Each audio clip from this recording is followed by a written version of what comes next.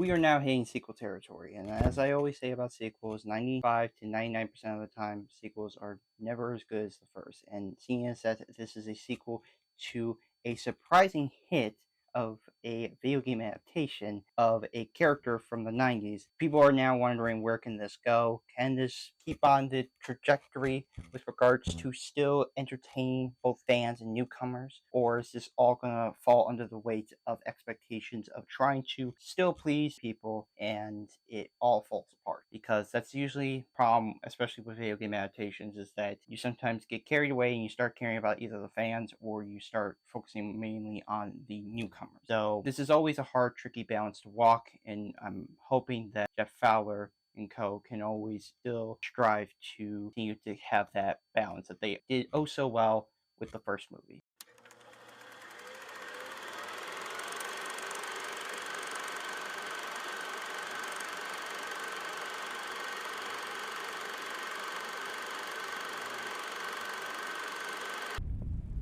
Where are my manners? Sonic, meet Knuckles.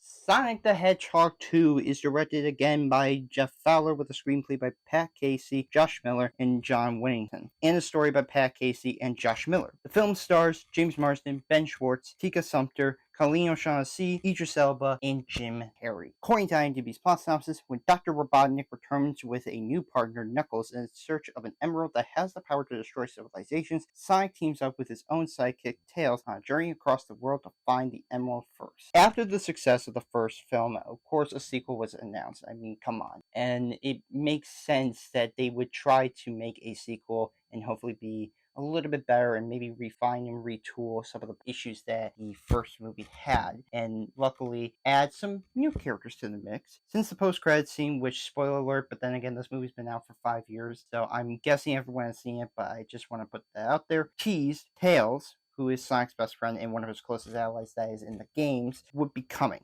And a lot of people were excited to see Tails from the games be put into the movies, but a lot of people now started to think, okay, what other characters can show up?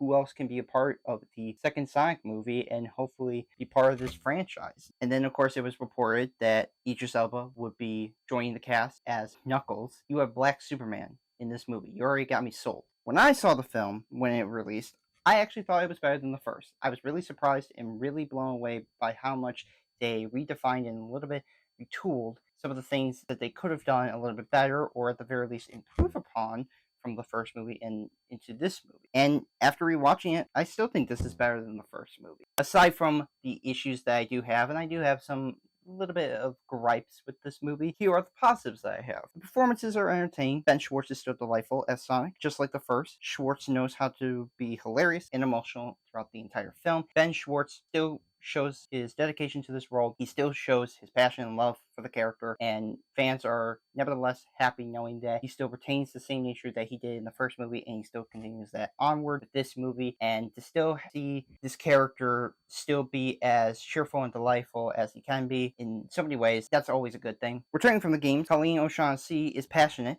as Tails. She knows how to be anxious and optimistic in situations, and it's awesome to know that they actually got somebody from the games who plays the same character to be in this movie. It's great to see her now get a little bit of limelight, if you will, because, yeah, she's a popular voice actress in many different roles, but she is, of course, mainly popular as Tails, and to have her be brought back from the games to now be in the movies, I think is a cool addition, and it's a very respectful thing, too, because, I mean, a lot of times whenever you get voice actors for video game characters, you always get actors, and even though this movie has 2 actors and not really like huge voice actors, it's still awesome to know that you could still bring in somebody from the games and be added into the movie. And I think she still does amazing, and she does retain some of the natures that everyone loves about Tails. Both Schwartz and O'Shaughnessy are excellent together, and I would love to see more of them in the future. I hope they continue doing more in terms of their adventures with each other. If they did like a show with these two, I'd be okay with it. I think it would be awesome. I think it would be fun. And I think that both of them work really well off each other. It does feel like how, in a way, from what I remember, the games are. And I'd be excited to see them continue this relationship moving forward. Idris Elba is hilarious and determined as Knuckles. Elba plays Knuckles as a confident and delusional echidna when going against Sonic. It's just awesome to see Idris Elba, somebody of his caliber, can play a character like this who is overconfident and just always thinks about fighting. And to have him and Schwartz bicker and banter back and forth, I think is awesome. But just again, Idris Elba fits this character so well, and I would love to see him still play this character even more. James Marsden is still charming and likable as Tom Wachowski, still playing the same likable guy to help everybody, and I am at least happy knowing that at least they still will find ways to have him be put into the movie. As much as I have my problems with the human stuff, and we'll get to that in a little bit, I always like him, and I think he is one of the good human characters that I don't mind having in the series. And if they could just focus on him and Maddie and Dr. Robotnik, I'd be okay with that. Tika Sumpter is enjoyable as May and was given a little bit more to do this time around than the first movie because she didn't get a whole lot to do and it just kind of felt like she was just kind of there. And I didn't mind her, but I just kind of wish that if you're going to have a character who is married to the main human character, I wish she could be given a little bit more to do. And thankfully, near the end of the movie, she does have a little bit more with regards to helping out Sonic and Co.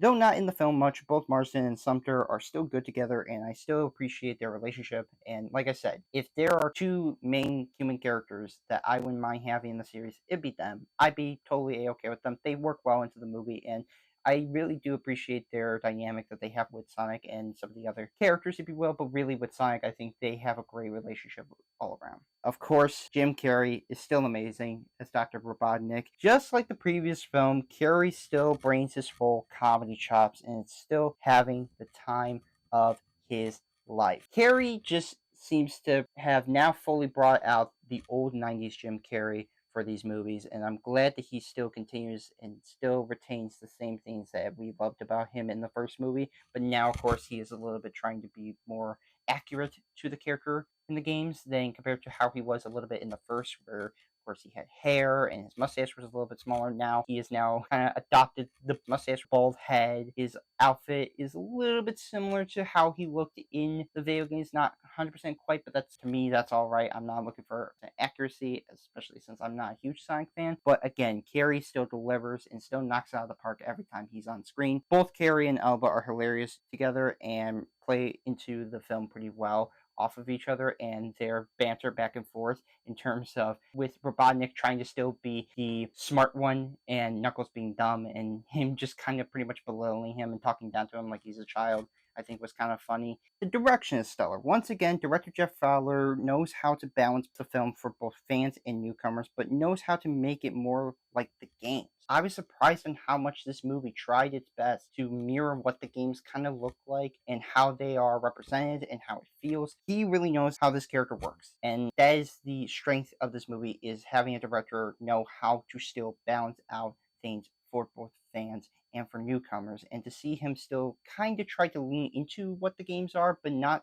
quite to the point of it becomes more about fan service, I think is cool. I think it's awesome, and I think that this guy really truly knows and truly gets what makes Sonic super special to a lot of people. The action is awesome. Every action sequence feels exciting and fun to watch. Seeing Sonic, Tails, and Knuckles use their powers made for a good time. The action sequences here, I think, are much better. And not to say that the first movie's action was not terrible. The action in the first movie was pretty good. But here, it's 10 times better. And it's much more exciting. And the way the action is played out and how it's handled, I found myself having a fun time and just really excited to see these action sequences play out in the movie. The visuals are impressive. Though the visuals in the first movie weren't necessarily bad, I didn't give them either a positive or negative, because as much as Sonic's design works and the running sequences with him looks good, especially with Eggman's drones chasing him, I do think that you could still tell by the visuals that they had to run out a little bit of money with regards to time that they had. And so with this one, even though it's a 90 million, it's now a little bit bumped up to 110 million. So there's a little bit more money being put into this movie, and they look better this time around. It can look a bit cartoonish, I won't deny, like especially in certain sequences where it has green screen, but I think that's the point. I mean, this is a blue hedgehog that can run faster, right? I'm not expecting top of the line amazing visual effects. All I'm at least asking for is something that can at least keep me entertained to where it doesn't hugely distract me. And while it can be noticeable, it's not to the point of it's full on like ruining the experience. The story is fun. Seeing Sonic working with Tails and going against Robotnik and Knuckles truly brings the game to life, giving everyone something to enjoy. Again, the Sonic team knows how to balance both of these elements so well to where no one feels like they are above anyone else. It all feels balanced, it all feels right, and to have the same kind of emotion that the first movie did and be brought into this, still awesome. It's cool to see that, and it's great to know that the Sonic movies are in good hands with regards to writers. The writing is solid. Writers Pat Casey, Josh Miller, and John Whittington, like Fowler, knows how to balance things for fans and newcomers for both to enjoy. They also know how to be hilarious and emotional. They know how to make this work, and they know when to bring elements from the games and to still make things for newcomers to still understand and understand what makes Sonic really special to a lot of fans. And to have this good balance of both, I think, is very rare, and I think they do an incredible job of finding the sweet spot in all this. The music is amazing. Once again, composer Tom Holkenberg creates a score that still feels akin to the Sonic franchise. It fully captures the game. The games themselves have some really good music, and to have a composer that still incorporates some of the elements from the games but still creates a score that is very much akin to that but also more of its own, I think it's awesome, and I think it's cool to see a composer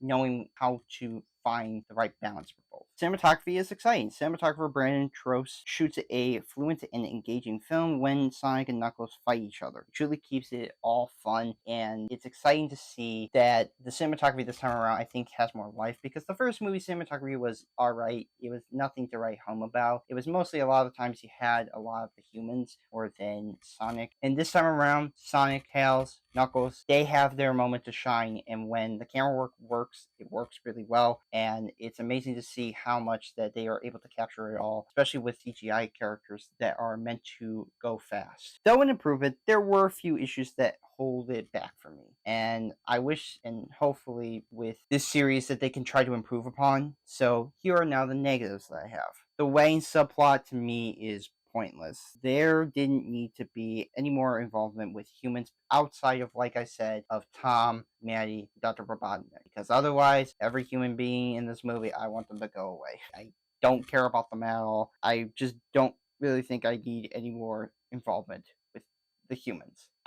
There's no point to them. And if you could just focus on the three that I mentioned, fine. But I just feel like having more, it gets to a point of you're still holding on to still having humans in this movie that I don't need. The pacing runtime is drawn out by adding that so-called subplot. It feels like more scenes were added to the movie than it needed to be. With a runtime of 2 hours and 2 minutes, it should have been around the same length as the first, if you ask me. I don't really think this needs to be 2 hours, and it was kind of surprising to me that this was actually much longer than the first, because I kind of was hoping that it didn't, but it was, and that's the disappointing part for me. An improvement over the first, which a sequel should always do. Every sequel should try to be as better, if not on par with the first movie. It made for a great time. Besides the issues, it's good to see the filmmakers improve upon what the last movie had. Luckily, there's not a lot of product placements in this movie, and the urgency of the film I do think is a little bit improved upon, I will say, but really it's just the human subplot that's still kind of a bothersome for me. But overall, had a fun time. Couldn't recommend this movie if you like the first movie. I'm going to give Sonic the Hedgehog 2 an 8 out of 10. I think this is a really fun and great sequel. I think kids will like this, but also too, Sonic fans I think will be very happy and excited to see that the filmmakers did improve upon themselves, but also still try to add things from the games into this movie that I think fans will enjoy. So now we'll be doing my review for Sonic the Hedgehog 3 and then soon the Lion King movie. So yes, look forward to those reviews and other movie TV show reviews coming soon.